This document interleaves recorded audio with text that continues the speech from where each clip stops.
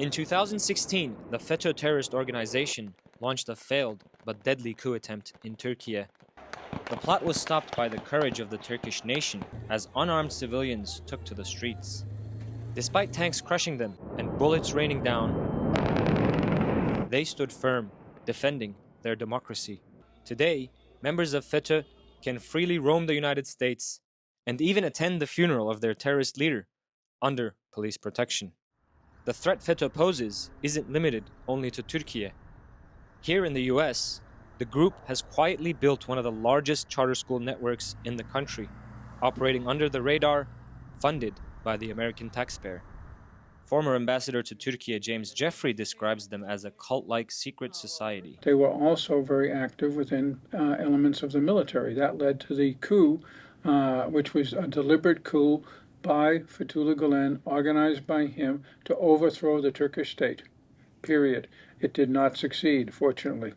Professor Paulo von Schra says the organization's opaque structure and the public funding raise serious concerns.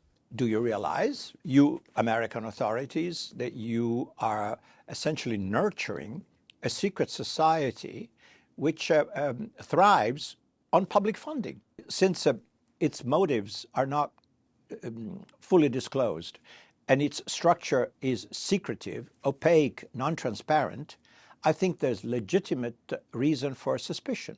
The Fetullah terror group has anywhere from 120 to 167 charter schools all across the United States. This school here beside me is only one of 4 branches in San Antonio alone.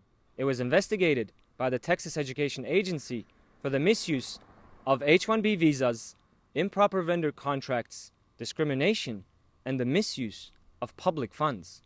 FETO schools in the US have repeatedly been investigated by the FBI, the Department of Education, the Department of Labor, and the Department of Homeland Security over multiple instances of visa abuse, salary kickbacks, self-dealing in construction contracts, and the funneling of taxpayer money to FETO-linked entities in Türkiye. In 2017, CBS News quoted an anonymous senior U.S. State Department official saying, "Gulen schools and charities look a lot like the ways in which organized crime sets itself up to hide money for money laundering." In 2018, Türkiye sent 84 boxes of evidence to the United States detailing how the money funneled was used to fund terror operations in Türkiye and how this terror network was behind the 2016 coup attempt.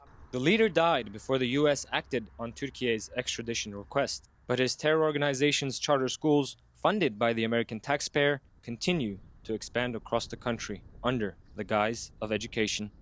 Furkan Yagmur, TRT World, Texas.